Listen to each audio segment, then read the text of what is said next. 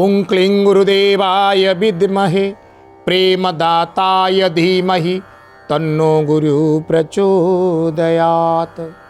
सद्गुरु ही मो जीवनर आचरण आउ सद्गुरु ही मो जीवनर उच्चारण, से ही मोर जीवनर गति, से ही मोर जीवनर मुक्ति। एणु सद्गुरु चरण रे शरण जाई आपण मानकु स्वागत करुछि आम कार्यक्रम गुरवे नमः को। आदि शंकराचार्य भगवान योग सिद्ध सदा योगी आप्त काम श्री श्री शंकरंकर अपूर्व अवतार बालुत सन्यासी गुरुदेवंक सहित भेट साक्षात करुचंती। गुरु खोजी खोजी पहुँचीचंती एवं गुरुंक पाखरे रहणी समयर गोटे घटना मध्य आपनको शुणैथिली गत अध्याय रे। एबे भारी मन होउची गुरुंक सहित तांकर प्रथम भेट साक्षात को आपण मानकु कहिबा पाई। आपण माने शुणिथिले ओंकारनाथर गुंफारे पूज्यपाद श्री श्री गोविंद पादाचार्य जी अनेक दिनरु योग समाधि रे बसिथिले। अनेक सन्यासी तांकठारु शिष्यत्व ग्रहण करिवा पई, तांकठारु उपदेश नवा पई अपेक्षा करी करी बुढ़ा भी हो जाइथिले। ये बालुत सन्यासी 8 वर्ष वयसर ये जाई पहुँचिले। यांकु देखी अन्य माने आश्चर्य होइतिले, प्रशंसा मध्य करिथिले। कौतूहलवशत दीपटीए नेई एई समाधिस्थ गोविंद पादाचार्य जी को देखिवा पाई जेतेबेले जाइथिले आदिगुरु आमर शंकराचार्य जी, सेतेबेले घटना कौन घटिथिबो ना ये समाधिस्थ ही बसिचंती एवं ये अंधकार गुंफा मध्य दीपाळीटीए नहीं पहुंचीचंती। एभली एक भाव सृष्टि हेइची परस्पर भितरे। ये कठोर योग साधन रे अछंती अनेक वर्षरु अविचलित, किंतु ये अष्ट सात्विक विकार रे धीरे धीरे विगलित। कारण मन जहा को खोजुथिला आज तांकु आखि आगरे पाइची। तेणु आखि आगरे गुरुंकु पाई धीरे धीरे धीरे धीरे अष्ट सात्विक विकार भावधारा रे लोमकूप गुड़िक पुलकित होइचंती। शरीर रे प्रकंप आसीची। धीरे धीरे भूमि उपरे लथ होई बसी पड़िचंती। आखिरु धार धार धार धार लुह बही चलीछि। आत्मविस्मृत हो जाइचंती, निजकु निजे भूली जाइचंती। केवल गुरुदेवंक मुह को एक लय रे चाहि रहिचंती। शरीर भितरे जो प्रकंपर लहर सृष्टि होइछि, जहाको आमे इंग्राजी रे वाइब्रेशन कहि परिबा, से वाइब्रेशन से तरंग धीरे जाई गुरुदेवंकर जोगारूढ़ समाधिस्थ शरीर को स्पर्श करिछि। तेणु से शरीर जेमिति गोटे चुंबक आ गोटे लुहा परस्पर पाखक आसिले किछि करने को पड़े ना, आपे टाणी ही जाती। तेणु योग समाधि रे बसिथिबा गुरुंकर शरीर मध्य मध्य प्रकंप आसीची। से योग बल रे तंकर जो अपूर्व सिद्धि बल रे जो आत्मा को से निज शरीर रु विच्युत कराई अखंड योग रे बुड़ी जाइथिले। ये प्रकंप परे शरीर रे से पुनः निजर आत्मा को शरीराणी स्थान देइचंती एवं आखि खोली आखि आगरे चाहि देखुचंती। बालुत पिलाटीए सन्यास ग्रहण करिछि एवं मूर्छित प्राय स्थिति रे तांकरी आड़कू एक लय रे चाहि रहिछि। ये तो सिद्ध योगी, परापर ज्ञान आंकर सबु किछि अछि, भूत भविष्य सबु जानती। अत्यंत आनंदित हेले जड़े सिद्ध शिष्य को देखी। तेणु गुरु निज आसन रु उठी भुज तोली शिष्य को आनी बक्षरे चापी धरिले। कहिबार उद्देश्य कौन ना, ये प्रथम भेट साक्षात। आमे अनेक गुरु खोजुचे, यांकु गुरु करियानी, तांकु गुरु करिया, आंकठु लाभ होउनी, तांकठु क्षति होउची। ये सेमती किसी परामर्श देलेनी, सी सेमती किसी उपाय बतैलेनी। आमे सब एया चाहूचे एमाने समस्ते भंड, आमे तो ठक, आमे जहाँ को गुरु बोली भावुचे सी भी ठक ठक। जो गुरु को साक्षात कले आपणक भितरे स्वतः प्रकंप सृष्टि हब। आपणक उपस्थिति रे जो गुरु भितरे आकर्षण सृष्टि हब एवं उभय उभय सानिध्य रे परम ब्रह्म प्रीति लाभ करें से होचंदी गुरु आ शिष्य यथार्थ रे। एवं जो भिक्षा करवा घटना स्वर्णअला कथा कही से स्वर्णअला जो दुखी गृहिणीटी को से प्रदान करथिले सेथिरे से लक्ष्मी स्तोत्रर प्रयोग करथिले। एक मुहा होई फेरी आसिला बेले लक्ष्मी स्तोत्रर पाठ करी करी करी करी निजर अपूर्व जोग शक्ति बलरे से गरीब घरे सुनार वृष्टि करे देथिले। आज से 2500 वर्ष पूर्व जिस समय मूर्ति भंजकों के कारण, जैन और बौद्ध तंत्र के कारण, जो कि निरीश्वरवादी हैं, वो धर्म को मानते हैं लेकिन ईश्वर को नहीं मानते, आत्मा को नहीं मानते, ईश्वर तत्व को जैन और बौद्ध तंत्र ने स्वीकार नहीं किया, उन्हें निरीश्वरवादी कहा जाता है। तो ईश्वर को जो नहीं मानेगा और धर्म को मानेगा तो धर्म एक विडंबना मात्र बनकर रह जाएगा, क्योंकि धर्म का उद्देश्य है ईश्वर की प्राप्ति। और आप ईश्वर को नहीं मानेंगे, केवल धर्म को मानेंगे, तो वो कम्युनिज्म को जन्म देने वाला धर्म हो जाएगा। जैन और बौद्ध तंत्रों ने ईश्वर को नहीं माना, लेकिन हमारे वेद से यम नियम आसन प्राणायाम इन सबको स्वीकार किया। तो जैनों और बौद्धों के और चीनी आक्रमणकारियों के कुचक्र में पड़ कर के आज से 2500 वर्ष पूर्व भारत की ऐसी स्थिति हुई थी, सनातन धर्म की ऐसी स्थिति हुई थी, एक ऐसा संकट सनातन धर्म में उत्पन्न हुआ जैसा संकट कभी भी उत्पन्न नहीं हुआ था। रावण भी हुए, कंस भी हुए, हिरण्यकशिपु हुए, बड़े बड़े दुर्दांत आतंकवादी हुए, लेकिन ऐसी भयानक स्थिति नहीं आई थी जैसी कि आज से 2500 वर्ष पहले आई थी। हमारे 4 धाम लुप्त हो चुके थे। मूर्ति भंजकों ने भगवान विष्णु, भगवान गणेश, शक्ति, भगवान सूर्य, भगवान शिव, इनके मंदिरों को तोड़ना शुरू कर दिया। श्री मंदिर में जगन्नाथ जी का दर्शन सुलभ नहीं था। 144 वर्षों तक जगन्नाथ जी पाताली हो गए। इधर बद्रीनाथ में भगवान बद्रीनाथ का दर्शन सुलभ नहीं था। रामेश्वरम में भगवान रामेश्वर का दर्शन सुलभ नहीं था। द्वारिका में द्वारिकाधीश जी का दर्शन सुलभ नहीं था। चारों धाम लुप्त हो चुके थे। 12 ज्योतिर्लिंगे सौराष्ट्रे सोमनाथंच श्रीशैले मल्लिकार्जुनम उज्जैन्याम महाकालम ओंकार ममलेश्वरम परल्याम वैद्यनाथम च डाकिन्याम भीमशंकरम सेतु बंधे तु रामेशम नागेशम दारुकावने। ये जो 12 ज्योतिर्लिंग हैं ये भी लुप्त हो चुकी थी।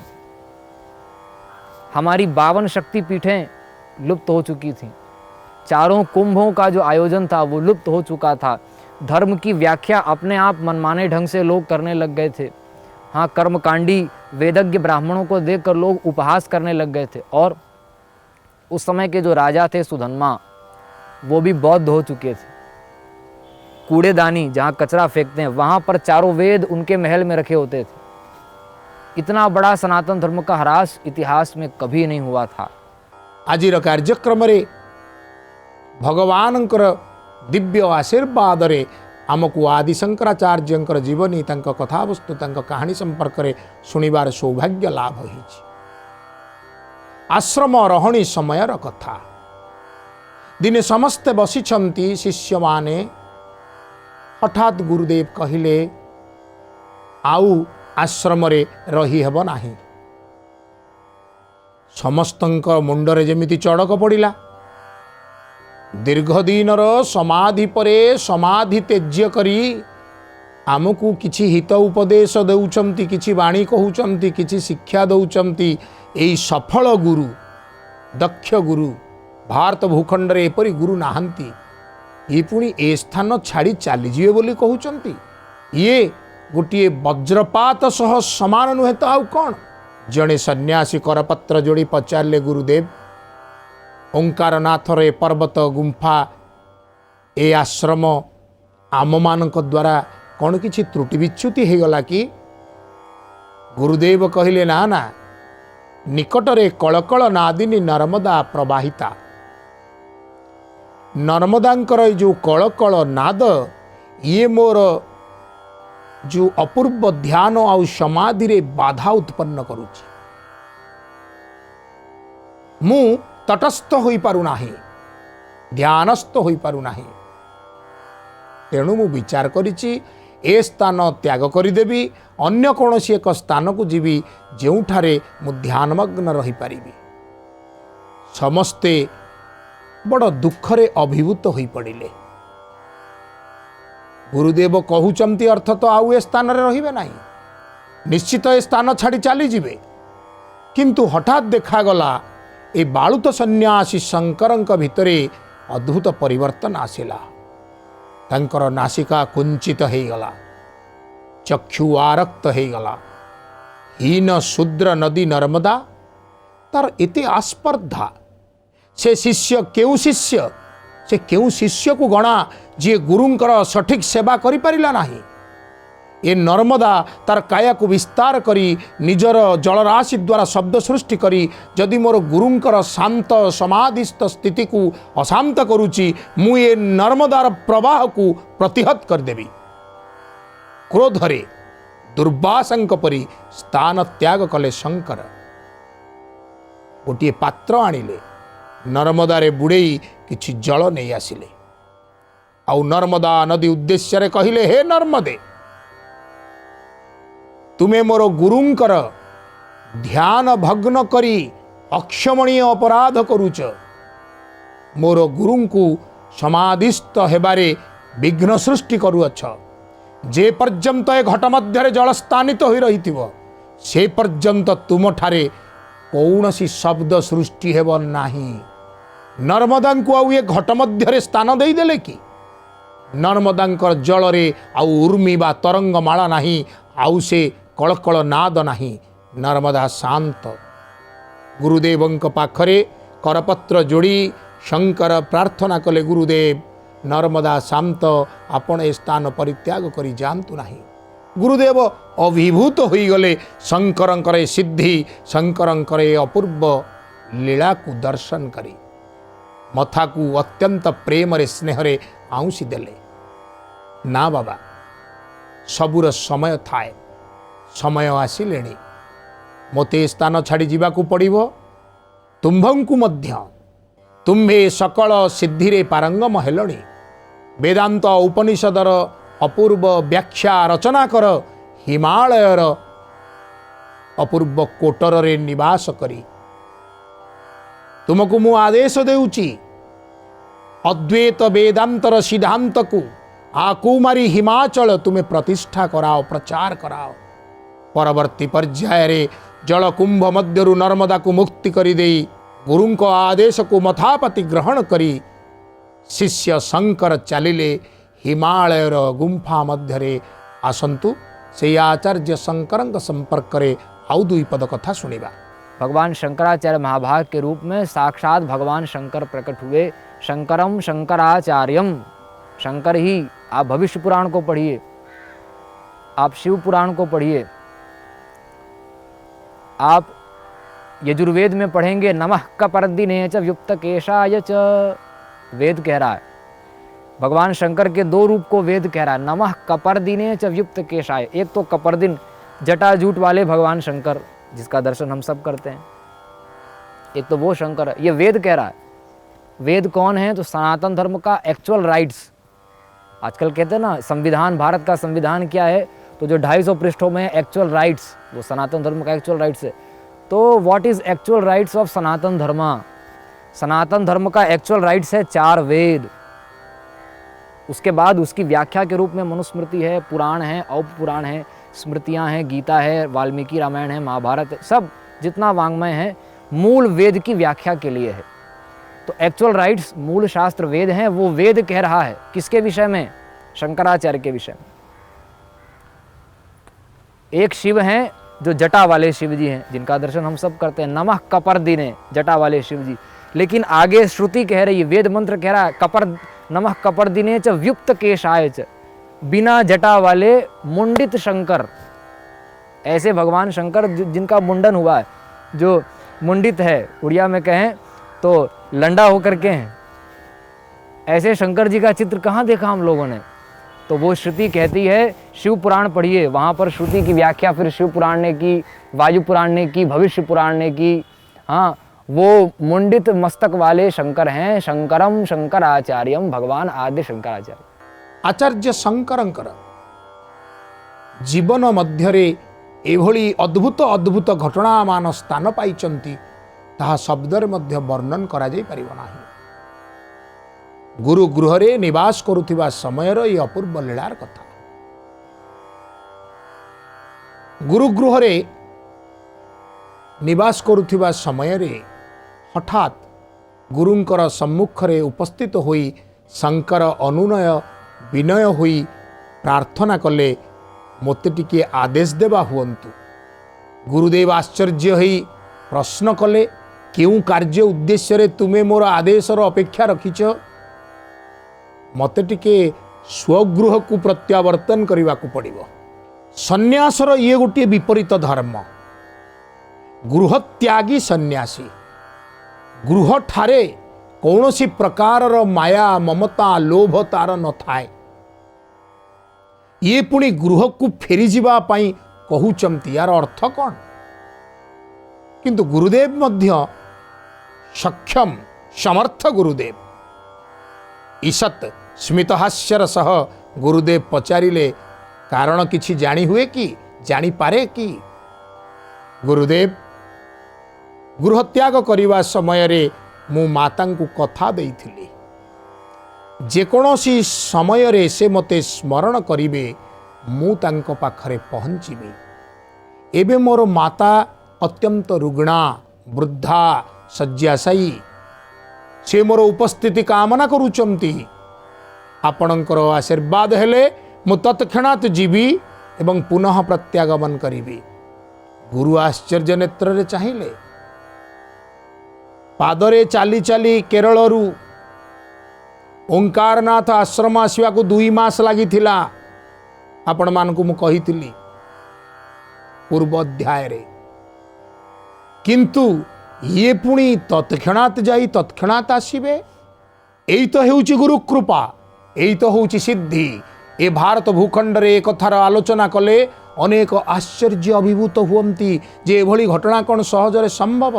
हाँ, व्यक्ति गोटे स्थान रे उपस्थित थिब, अन्य गोटे स्थान रे निजको पहुंचाई दे पारिबो क्षणिक मध्यरे। यह हेउची योगीर अपूर्व योग साधन फल। पढ़ंतु आपण आदि शंकराचार्य महान सिद्ध महायोगी। आकाश मार्ग रे तांकर अपूर्व गमन हैला। रोग सज्जारे माँ पढ़ीचंती, रुग्णा माँ पाखरे पहुँची गले। माँ इच्छा अनुजाई तांको दर्शन देले। जो भली भाव रे पुत्र हिसाब रे माँ को कथा देइथिले ताहा से रक्षा कले एवं तापरे पुणी गुरुगृह को बाहुड़ी आसिले। असंभव संभव हेई पारे भारत भूखंड रे गुरु कृपा एवं जोगर साधन द्वारा। तेणु गुरु कृपा ही केवलम, ता व्यतिरके जीवन रे आउ द्वितीय किछि ही नाही।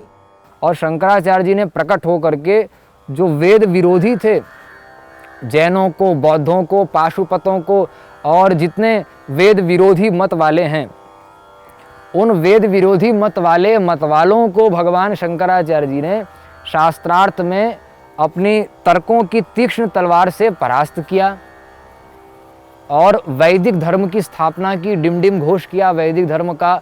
जब जगन्नाथपुरी में आए भगवान शंकराचार्य जी, उन्होंने देखा कि श्री मंदिर में भगवान जगन्नाथ जी नहीं है, तो कोई द्वारिका नाथ है, कोई बद्रीनाथ है, लेकिन यहाँ भगवान जगन्नाथ हैं। जब जगन्नाथ ही मंदिर में नहीं है तो जगत का क्या होगा? बड़ी चिंता हुई भगवान शंकराचार्य को।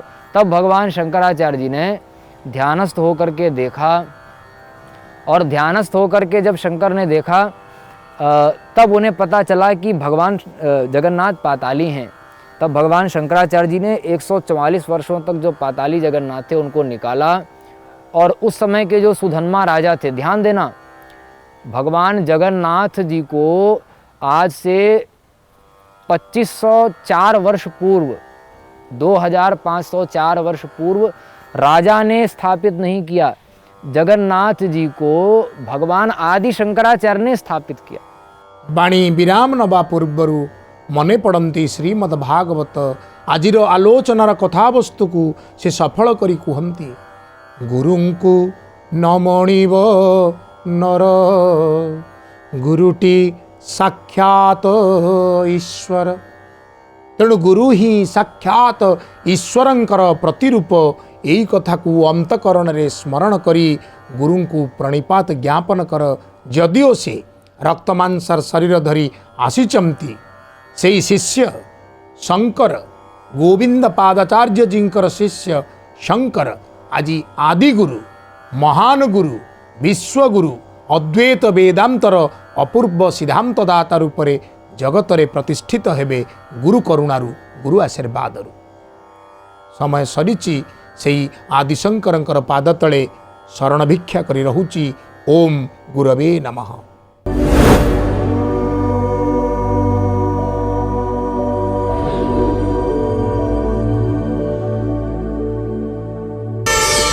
प्रार्थना आम आनंदर उत्स।